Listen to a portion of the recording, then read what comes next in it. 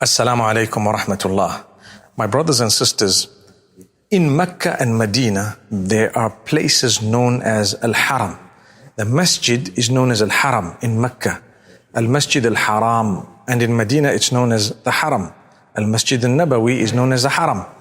And then there is an area in the city of Mecca and the city of Medina, which is Haram from a certain place to a certain place. So the entire city is also known as the Haram city.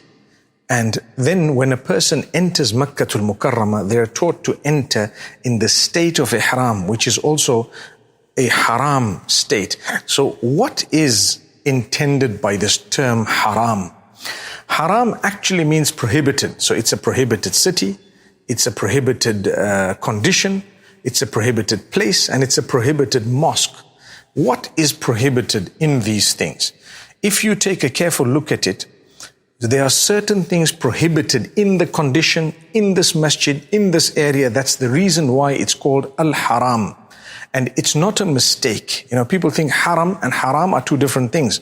People think ihram and haram are two totally different things. No, they're from the same root, referring to that which is prohibited. Because certain things that are permissible in other places are not permissible in the haram.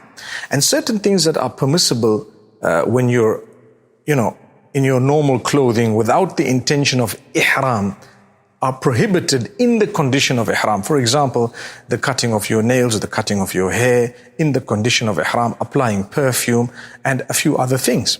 And when you come into the sanctity of that haram, and they call it al-haram as well, there are certain things you are not allowed to do. For example, you shouldn't be hunting in the condition of ihram, and in the haram itself, you don't kill animals, you don't kill the insects, you don't go to war with someone, you watch your tongue, you be careful what you say, what you do. All this is haram because you're in a place that is supposed to be filled with peace. And it's the highest level of peace. Everything should be at peace in that area. That's the idea of this term haram, that is referring to the condition or the state you're in when you're going to engage in the pilgrimage, major or minor. Similarly, the masjid known as Al-Masjid Al-Haram or Al-Haram, and similarly the place which is Mecca and Medina. The Prophet ﷺ says that these are prohibited places.